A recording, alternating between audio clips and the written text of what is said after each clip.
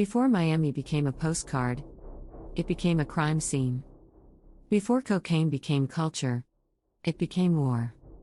And at the center of that war was a woman most men underestimated. Her name was Griselda Blanco. She didn't inherit power. She manufactured it. She didn't build an empire quietly. She built it loudly, with motorcycles, machine guns, and murder in broad daylight. By the time police understood what was happening, the streets were already soaked. Over 200 killings were linked to her network. Some strategic, some emotional, all intentional. She didn't just sell cocaine. She industrialized violence. And in the end, the method she made famous would be the method that killed her. This is the story of the woman who turned cocaine into war. Griselda Blanco was born in 1943 in Cartagena, Colombia. Her childhood wasn't unstable. It was brutal. Poverty wasn't temporary. It was generational. And survival came before innocence. By the age of 11, she had participated in kidnapping. Some accounts claim the child was killed when ransom wasn't paid. Others say she only watched. But in environments shaped by fear, watching violence is often the first step toward committing it. There were no safe spaces. No soft landings. Only lessons carved from necessity. And the most important one was simple. If fear comes first, obedience follows. By adolescence, she wasn't reacting to danger. She was anticipating it. Learning how to control it. As a teenager, Griselda moved to Medellin, a city that would later define the global cocaine trade. Then she moved again. To New York.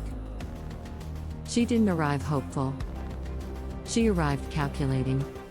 In the 1970s, cocaine in the United States was still a luxury drug. Griselda saw something bigger. Where others saw profit, she saw domination.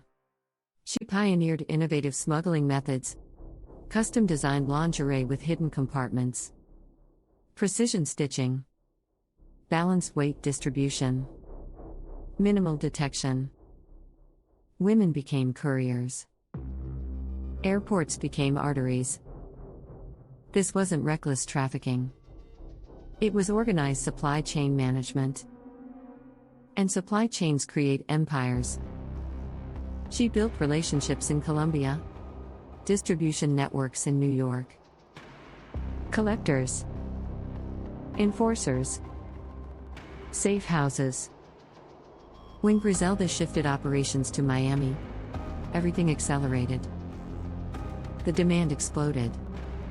The competition intensified. And the violence escalated beyond negotiation.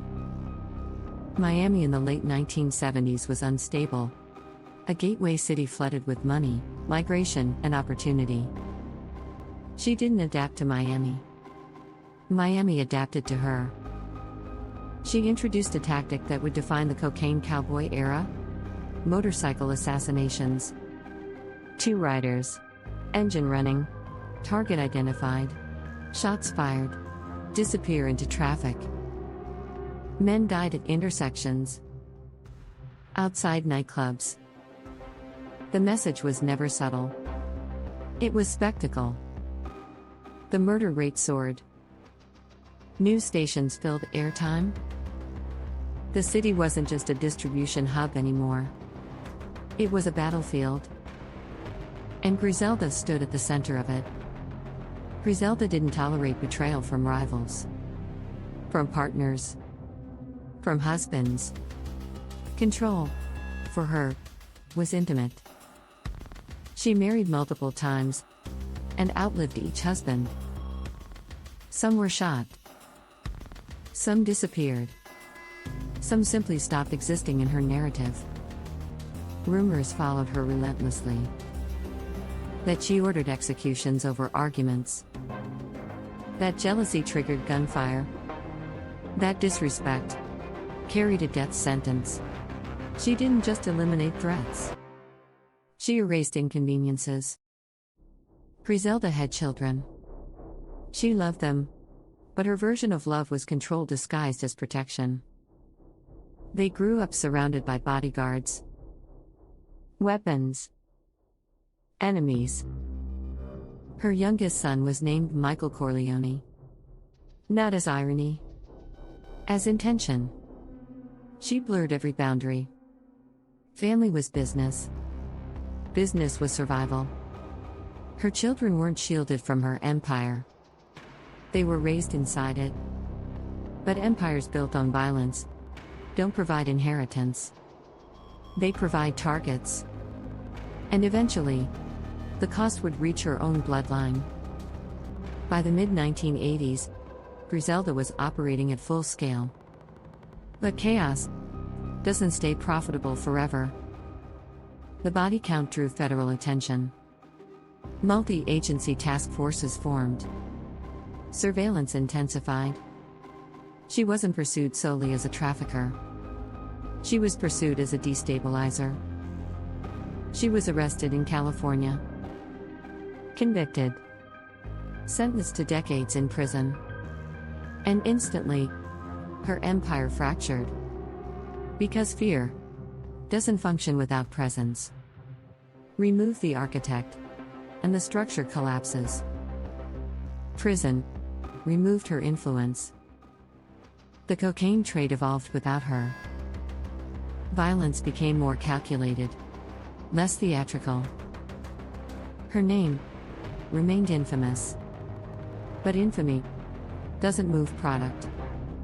She was released in 2004 and deported to Colombia. Alive, older, disconnected from the empire she once commanded.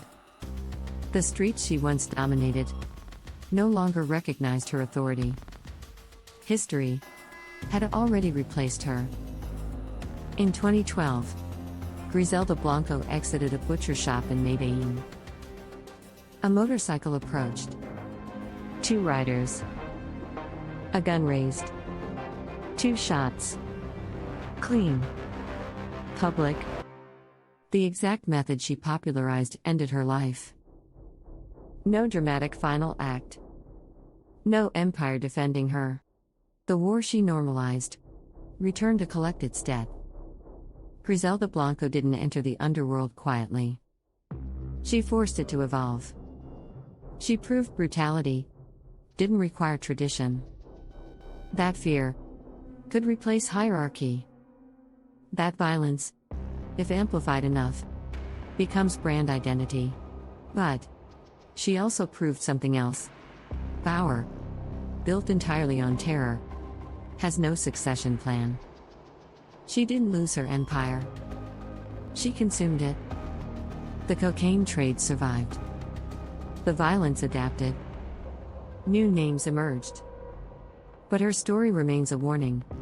If you rule only through fear, eventually, fear returns the favor. If you enjoyed this story, like the video, subscribe and stay tuned. More true stories are coming soon.